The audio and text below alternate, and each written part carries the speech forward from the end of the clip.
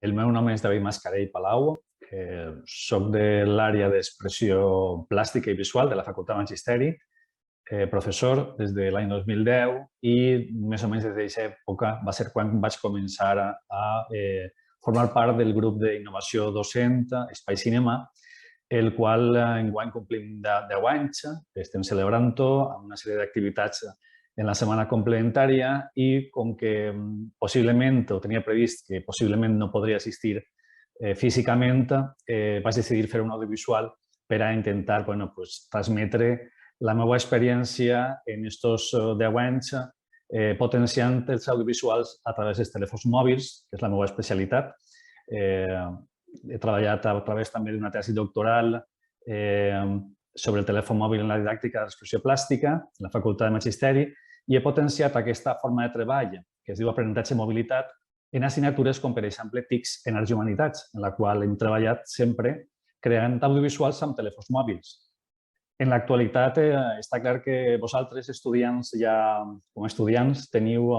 S'ha integrat el telèfon mòbil com a una eina més en la universitat. En 2010 o 2011 era una qüestió prou estranya i fins i tot un plantejament un poc disruptiu des del punt de vista extern a l'educació o també en l'educació.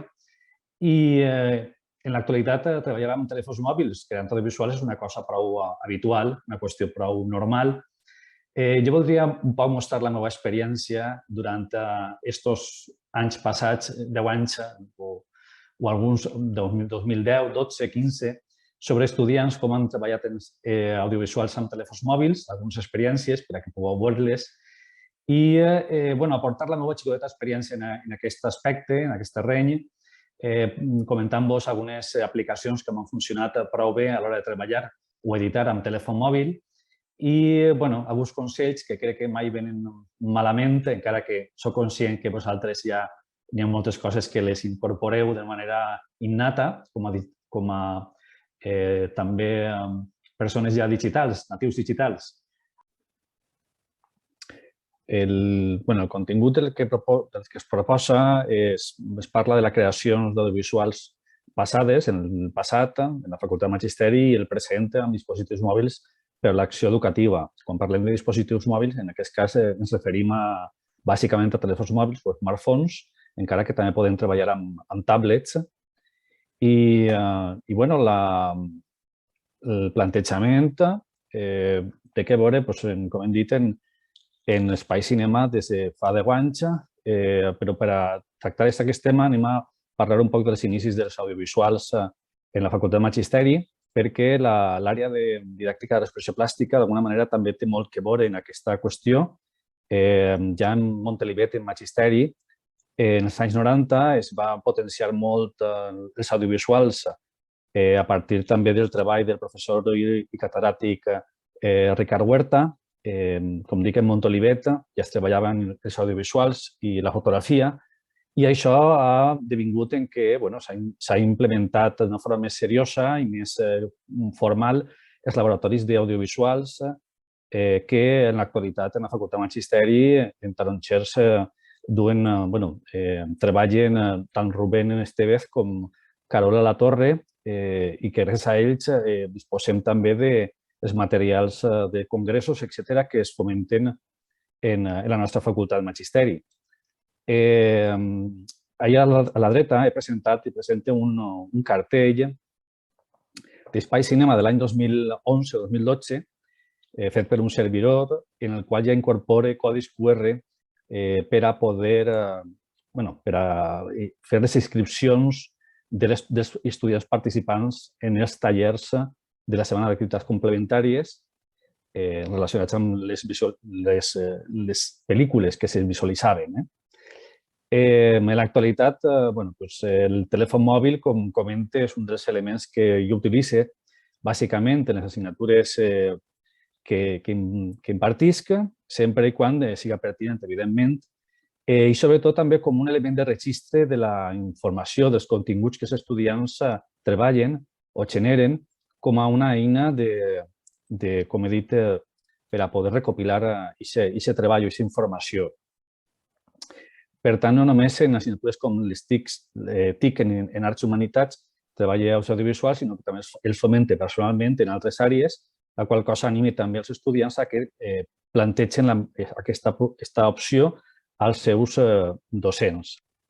Per altra banda, ja concretament en l'assignatura de TIC com a recurs didàctic en arts i humanitats s'ha treballat des de continguts temàtics, socials i artístics, reportatges i audiovisuals que tenen que veure en produccions pròpies de grups estudiants sobre temàtiques socials. Concretament, recorde, vam treballar en l'època de les reivindicacions sobre el Cabanyal. En aquest cas són els exemples que es veuen en les imatges. I ara també veurem a partir d'un Facebook que es va crear també a nivell educatiu, en el qual els estudiants incorporaven tots els materials en TIC que es treballaven, veurem alguns exemples de resultats a partir d'algunes aplicacions que també anomenaré. Hem vist els tips, ara comentarem, i sobretot una de les qüestions interessants a l'hora de fomentar les creacions audiovisuals en les assignatures de grau. Per què és interessant treballar amb audiovisuals, generar audiovisuals? Perquè també és un nou medi per a transmetre continguts curriculars, una forma novedosa, diferent de treballar. També ajuda a fer una síntesi dels continguts que es tracten, a resumir. També ajuda a tenir habilitat amb el medi, amb bona naturalitat i expressió. I també ajuda com hem dit, també a treballar des de la creativitat en els treballs, des de punts de vista tant visuals i també d'un punt de vista interactius. Li dona dinamisme, també fa que d'alguna manera siguem coproductors contemporanis del segle XXI.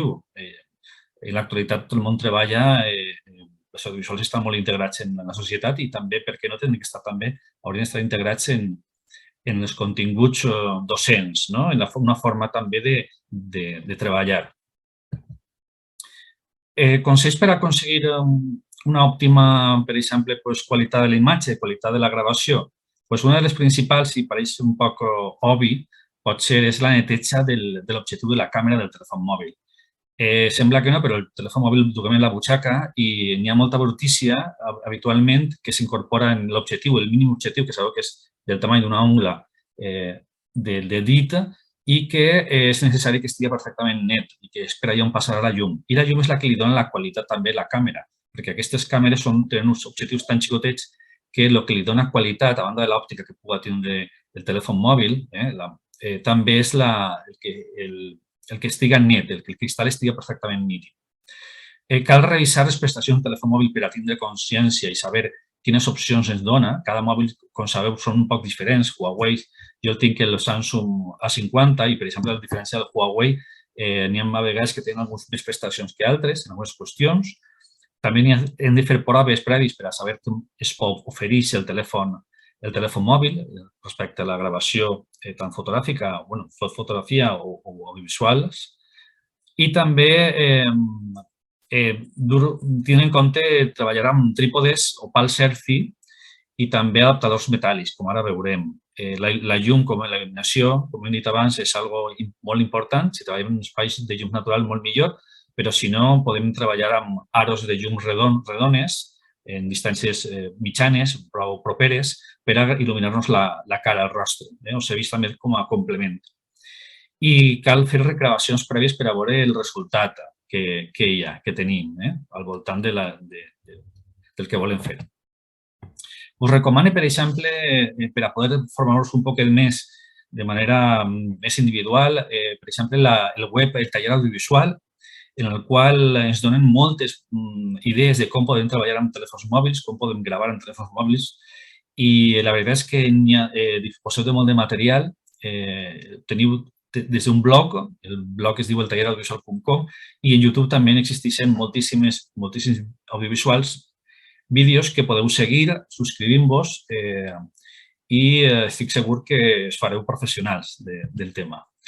Vos vaig a recomanar una sèrie o com a mínim comentar-vos aplicacions que he treballat jo en el passat i en el present Per exemple, hem treballat molt en editors de vídeo com, per exemple, Magisto. Magisto el que aportava bàsicament és que quan volíem fer una edició de vídeo molt senzilla, molt ràpida, tenim una sèrie de plantilles que ens ajuden molt a triar estils d'efectes visuals interessants. La veritat és que no donava molta opció a incorporar o a eliminar escenes en alguns casos, però per a quan no tenim molt de temps, l'opció de Magisto, diu Magisto perquè és com algo màgic, perquè genera algo d'una manera automàtica però prou ben acertada, doncs tenim l'opció d'editar ràpidament un audiovisual en pocs segons i d'una manera prou interessant. És una opció, no és que sigui la millor, però és una opció interessant per a poder treballar. I molts dels que hem vist abans, els trailers que hem vist abans de treballs d'estudiants de TICs en Arts i Humanitats, alguns estan fets en aquest editor. Per exemple, un altre també que hem treballat ha sigut V-Recorder o X-Recorder. Amb aquest editor ja és un editor que ja sí que et dona l'opció a escriure, a editar text, etc. i exportar. Però si voleu que us digui la veritat, el que jo més aconsello, perquè l'última experiència, que no fa un anyet o dos, m'ha corroborat que podem confiar és en aquest editor que es diu Power Director, que si no us importa que aparega la marca d'aigua en un costaet, la veritat és que jo he gravat i editat totalment amb el telèfon mòbil directament i us puc assegurar que la qualitat ha sigut magnífica, ha sigut molt fàcil de treballar amb ell i jo us recomano com una opció. Si no voleu que hi hagi la marca d'aigua, heu de pagar, de fer el pagament per a que s'elimini la marca d'aigua, però si no us importa, crec que és una de les millors opcions per a editar de manera ràpida i amb moltes possibilitats de configuració en l'edició, etc. Efectes també que estan molt bé. Bàsicament, si entrem en Google Play Store, així tenim una retafila d'editors que per ordre de puntuació són els més aconsellables, que jo us deixo un poquet ahí. I passi un poquet a comentar-vos el que us he dit abans, accessoris per a poder treballar d'una manera més fiable, són trípodes i elements que subjecten el telèfon mòbil, adaptadors, com veiem així, i també comandaments a distància Bluetooth per a poder activar el telèfon a l'hora de gravar. És una bona opció per a no tenir que estar donant-li el botonet directament en el dit. I també recomano els palos selfie, que com veureu en el taller audiovisual és un recurs molt interessant per a poder generar audiovisuals o planos audiovisuals interessants. Per últim, també recomano, el que us he dit abans, si no teniu un zoom natural i voleu tenir una distància prou propera a la càmera, l'ús d'aros de luz, que són prou coneguts en l'actualitat, que tenen tres formes de llum, una llum blanca, una llum natural i una càlida, i també podem jugar a la intensitat. Jo personalment el tinc, treballo de vegades perquè em serveix per a un poc compensar quan hi ha moltes ombres. Aleshores, és una manera que ens ajuda a il·luminar millor el treball, la imatge en general. Aquests equips hi ha de molts preus i de molts tamanys. En Amazon disposeu en molts llocs. És una interessant opció. I, bàsicament, també molt important, molt interessant, també ara ha canviat el micro que porto jo així, com veieu, és un micro també semblant al que apareix així. Este és el que jo tinc, també és interessantíssim perquè, com podreu veure, funciona molt bé a l'hora de captar el so i no patim tant, sobretot, si són espais excessivament grans que reverbera el so i que tenim control d'aquesta qüestió que és tan important com la imatge i complementa. Aleshores, vaig a deixar-ho així. Espero que aquestes idees us puguen servir. Estic segur que moltes ja les coneixeu, però si vos concrete qüestions crec que us podran ajudar més a animar-vos a treballar audiovisuals, a complementar els continguts que genereu de manera escrita també amb audiovisuals. Fomenteu-lo també als vostres professores i professors i vos anime a continuar amb Espai Cinema. Crec que és una un grup d'innovació molt interessant que aporta molt i que és molt necessari en l'actualitat del segle XXI, on la imatge i la interacció està tan present en nosaltres. Bé, ho deixem així. Moltes gràcies i salutacions.